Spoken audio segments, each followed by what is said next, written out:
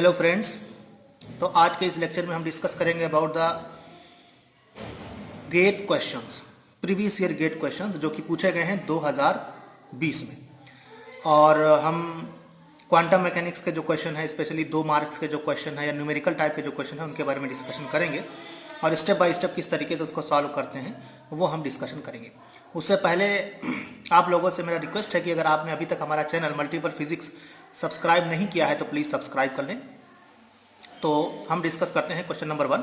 इसमें पूछा गया है, हमारे पास में कुछ कॉलम मैट्रिक्सेस दिए हुए हैं E1, E2, E3 और इनसे एक बेसिस बन रही, इनसे जो है एक सेट ऑफ बन रहा है S equals to E1, E2, E3 let R3 denote the 3 dimensional real vector space. तो आपको बताना क्या है कि which one of the following is true.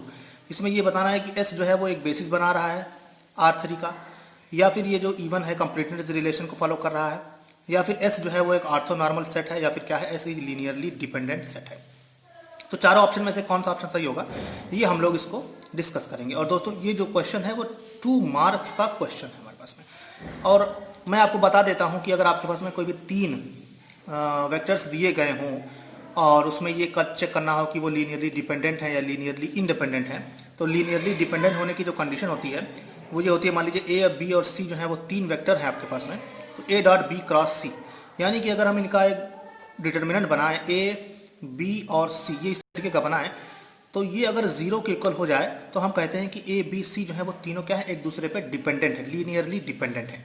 तो हम यही चेक कर लेते हैं लीनियरली डिपेंडेंट है कि नहीं। तो हमने क्या किया, E1, E2 और E3 को बिल्कुल वर्टिकली एक डिटर्मिनेंट में रख लिया और इसका हम डिटर्मिनेंट सॉल्व करते हैं। अगर ये डिटर्मिनेंट जो है नॉन जीरो है, नॉन जीरो होने का मतलब है दीज आर लीनियरली इंडिपेंडेंट हो जाएगा। अगर ये 0 हो जाता है तो क्या हो जाएंगे, ये लीनियरली डिपेंडेंट हो जाएगा। तो अगर इन दोनों का ये डिटर्मिनेंट जो है वो 0 हो जाता है तो हम उसको बोलते हैं लीनियरली डिपेंडेंट, और नॉन जीरो है तो इसका मतलब है ये क्या है, लीनियरली इंडिपेंडेंट है।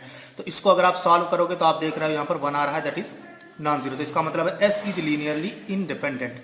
और हम जानते हैं बेसिस क्या होती है, basis is set of vectors which are linearly independent हो जाए। तो सीधी सी बात है, ये हमारे पास में क्या है, ऑप्शन इज ए सही है, क्योंकि ये बेसिस है। बेसिस के सारे एलिमेंट कैसे होते हैं, लीनियरली इंडिपेंडेंट होते हैं। अब इसमें ऑर्थोनॉर्मल सेट ये आप चेक कर सकते हो, E1 डॉट E2 जो है वो, अगर ऑर्थोनॉर्मलिटी के लिए चेक करेंगे तो हम लोग E1 और E2 का अगर हम वही ब्रैकेट नोटेशन में प्रोडक्ट ले लेते हैं तो ये नॉन जीरो है, इसका मतलब है ये ऑर्थोनॉर्मल तो नहीं है। तो ऑर्थोनॉर्मल भी नहीं है, लीनियरली डिपेंडेंट भी नहीं है। अगर इसको आप चेक करोगे ये वाला ऑप्शन भी नहीं आएगा, तो ऑप्शन इज ए करेक्ट। तो ये पूरे 2 मार्क्स का क्वेश्चन है। कैसे करना है दोस्तों, कोई भी क्वेश्चन आपको दे दिया जाए, 3 वेक्टर दे दिए गए हैं, आपसे पूछा जा सकता है कि ये लीनियरली डिपेंडेंट है, लीनियरली इंडिपेंडेंट है, तो कैसे निकालोगे, सीधे आप क्या करोगे, इनको वर्टिकली 3 जो है कॉलम्स में रख करके इनका डिटर्मिनेंट सॉल्व करोगे। अगर डिटर्मिनेंट 0 है तो लीनियरली डिपेंडेंट है, नॉन जीरो है तो लीनियरली इंडिपेंडेंट है। और ये बहुत ही ज़्यादा इंपॉर्टेंट क्वेश्चन है, ये कई बार गेट में पूछा जा चुका है। तो आई थिंक आपको ये क्वेश्चन समझ में आया होगा। अब आते हैं नेक्स्ट क्वेश्चन की ओर। इसमें पूछा गया है कि radial wave function of a particle in a central potential is given by R equals to A R by A exponential minus R by 2A. Gamma A is the most probable distance of the particle from the center. The value of gamma.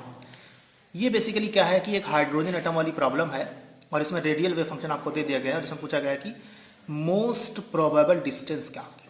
तो सबसे पहले तो आपको हम बता देते हैं कि मोस्ट प्रोबेबल डिस्टेंस, कभी भी कोई भी वेव फंक्शन अगर आपको दे दिया जाए इन जनरल, तो उसके लिए मोस्ट प्रोबेबल डिस्टेंस निकालने का तरीका होता है, मोस्ट प्रोबेबल का मतलब क्या है,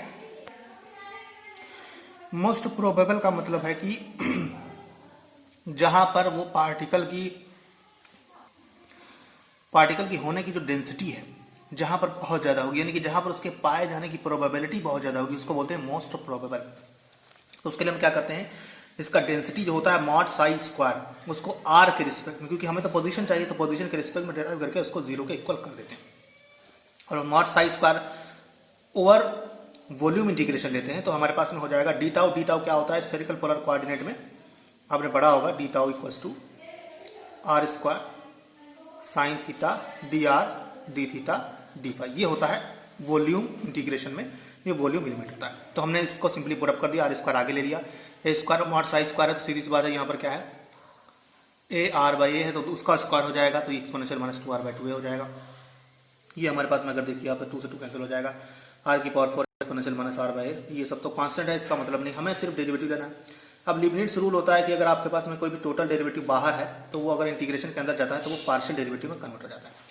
बाकी इसकी वैल्यू जो है वो सॉलिड एंगल है, सिंपली वो 4 पाई हो जाएगा। बाकी आर वगैरह रहेगा तो उसको हम अगर सॉल्व करना चाहें तो इंटीग्रेट भी कर सकते हैं, बाकी डी आर कर सकते हैं। हमें बेसिकली डेरिवेशन से मतलब है क्योंकि हमें मोस्ट प्रोबेबल डिस्टेंस है, तो हमने क्या क्या डिराइव किया, इसको डिराइव करोगे तो 4r0 क्यूब हो जाएगा क्योंकि हम मोस्ट प्रोबेबल डिस्टेंस के रिस्पेक्ट में ले रहे हैं, तो ये हो जाएगा। इसको डिराइव करेंगे तो ये r की पावर 4 एक्सपोनेंशियल माइनस का हो जाएगा, तो this will be r equals to 4। तो क्या करना है, सिंपली आपको क्या करना है, मॉड साई स्क्वायर का आप डेरिवेटिव ले सकते हो इन जनरल, तो आपको क्या मिल जाएगा, मोस्ट प्रोबेबल डिस्टेंस मिल जाएगी। तो आंसर क्या हो जाएगा आपके पास में 4। और ये भी दोनों का है 2 मार्क्स क्वेश्चन है, बहुत ही इंपॉर्टेंट क्वेश्चन है। मोस्ट प्रोबेबल डिस्टेंस पर क्वेश्चन आते रहते हैं, जिस्ट में भी आते हैं, गेट में भी आते हैं, आपके पास में नेट में भी आ जाते हैं कभी। तो ये बहुत ही इंपॉर्टेंट क्वेश्चन है और आपको करना क्या है, सिंपली आपको सिंपली ये वाली एक्सप्रेशन याद रखनी है, D by D R of mod Sai square D tau, total wave function है उसका डेरिवेटिव ले लेना है विद रिस्पेक्ट टू आर। जो वैल्यू आर नॉट की निकल के आएगी आपके पास में वो क्या हो जाएगी, most probable distance. I think आपको ये समझ में आ गया होगा। अगर समझ में आता है तो प्लीज लाइक, सब्सक्राइब और शेयर कर दीजिए ताकि बहुत से लोगों का इसका फायदा मिल सके। अब एक क्वेश्चन इसमें पूछा गया है कि free particle of mass m है वो लोकेटेड है ना 3 dimensional cubical box, cubical potential well with impermeable walls, the degeneracy of the fix state इसमें बतानी। तो ये आप समझ रहे होंगे कि कौन सा क्वेश्चन, ये बेसिकली इनफाइनाइट स्क्वायरल पोटेंशियल है बिकॉज इम्परमिएबल वॉल्स हैं। इनफाइनाइट स्क्वायरल पोटेंशियल है 3 डायमेंशनल। अब आपको क्या करना है, फिफ्थ जो एक्साइटेड स्टेट होगा उसकी डीजेनरेसी आपको निकालनी है। तो जब कभी भी आपको डीजेनरेसी लिखनी हो हमेशा याद रखिए सबसे पहले उसकी एनर्जी लिखेंगे, पाई स्क्वायर एच का स्क्वायर और 2m square n x square plus n y square plus n z square. Degeneracy कहाँ से मिलेगी, n x n y n z इनके कॉम्बिनेशन जो होंगे वही डीजेनरेसी बताएंगे आपको। तो ग्राउंड स्टेट क्या होता है आपके पास में, n x n y z यानी कि तीनों 1 1 होंगे क्योंकि पार्टिकल इन अ बॉक्स में 0 का तो कोई रोल नहीं होता है, तो डीजेनरेसी क्या हो जाएगी 1। अब अगर हम फर्स्ट एक्साइटेड स्टेट की बात करें तो इसमें 1 1 और एक एन जेड की वैल्यू 2 मान लीजिए हमारे पास में, तो और इसका कॉम्बिनेशन बनाएगी तो 3 कॉम्बिनेशन बनेगी यानी कि डीजेनरेसी हो जाएगी 3। इसका सम करोगे स्क्वायर का 6 आ जाएगा आपके पास में। सेकंड एक्साइटेड स्टेट की बात करिए तो 2 2 1 हो जाएगा, इसमें भी 3 डीजेनरेसी है तो 3 डीजेनरेसी हो जाएगी और बाकी इनका समेशन जो है वो 9 के बराबर हो जाएगा। थर्ड एक्साइटेड स्टेट की बात करिए तो 1 3 3 हो जाएगा क्योंकि इसका जो ये जो है टर्म आपके पास में, ये लास्ट वाला जो टर्म हमने लिख रखा है एक्चुअली ये बहुत इंपॉर्टेंट है क्योंकि यहीं से पता चलेगा कि कौन सा ग्राउंड स्टेट है, फर्स्ट एक्साइटेड स्टेट है, सेकंड है, थर्ड है, फोर्थ है, फिफ्थ एक्साइटेड स्टेट। तो अब आपने अगर थर्ड एक्साइटेड स्टेट दिया तो इसकी भी डीजेनरेसी आप बना सकते हो 1 1 3 1 3 1 3 1 1 इस तरीके से, तो 3 डीजेनरेसी हो जाएगी। फोर्थ एक्साइटेड स्टेट जो है आपके पास में क्या आ जाएगा 2 2 2। अब 2 2 2 है तो इसकी डीजेनरेसी क्या हो जाएगी 1 होगी और इसका समेशन आप ले रहे हो तो 12 हो जाएगा। फिफ्थ एक्साइटेड स्टेट अगर आप देखो तो क्या हो जाएगा 1 2 3 यानी कि इसकी डीजेनरेसी आप देख रहे हो तो 6 आ रही है और इसका समेशन कितना है 14 है। अब आपको क्या करना है, जब कभी भी किसी भी स्टेट का डीजेनरेसी पूछा जाएगा तो आपको ये सब करना पड़ेगा, 1 बाई 1 करना पड़ेगा और n x square plus n y square plus generate square. ये बहुत जरूरी है कि अगर आप ये नहीं करोगे तो आपको पता नहीं चलेगा कि किसकी एनर्जी कम है किसकी एनर्जी ज़्यादा है। तो लास्ट में हमारे पास में कितना आ रहा है 6, तो हमारी रिजल्टेंट जो आंसर है वो कितना है 6 है। इसका मतलब है कि जो फिफ्थ एक्साइटेड स्टेट होगा for a particle in a box in 3 dimension उसकी डीजेनरेसी जितनी होगी 6 हो जाएगी। और ये पूरा 2 मार्क्स का दोस्तों क्वेश्चन है और इसको करना कैसे, आपको स्टेप बाय स्टेप करना है, किस तरीके से एनर्जी लिखनी है। This a very very important question. इस तरीके के और भी क्वेश्चन पूछे जा सकते हैं, आपको 2 डायमेंशनल दिया जा सकता है, पूछा जा सकता है 6 एक्साइटेड स्टेट की कितनी होगी, तो आप उसको करके जरूर जाइएगा। This is very very important. अब एक और क्वेश्चन इसमें दिया हुआ है कि हाइड्रोजन एटम है is subjected to a strong magnetic field in the absence of spin orbit coupling the number of doubly degenerate state created out of the d level। अब इसमें देखिए कोई भी न्यूमेरिक वैल्यू नहीं दिया हुआ है आपको, सिर्फ स्ट्रॉन्ग मैग्नेटिक फील्ड दिया हुआ है और कहा गया है absence off spin orbit coupling. अगर आपने जीमान इफेक्ट सही से पढ़ा होगा, जीमान इफेक्ट में स्पिन ऑर्बिट कपलिंग का रोल होता है, लेकिन जब हाई स्ट्रॉन्ग मैग्नेटिक फील्ड की बात कर देते हैं तो वो क्या हो जाता है पास्चन बैग इफेक्ट। तो ये किसका केस है, पास्चन बैग इफेक्ट है और इसमें डी लेवल दे दिया यानी कि L इक्वल्स टू 2 दे दिया है। अब अगर L इक्वल्स टू 2 दे दिया है तो ML की वैल्यू जो है -2 -1 0 1।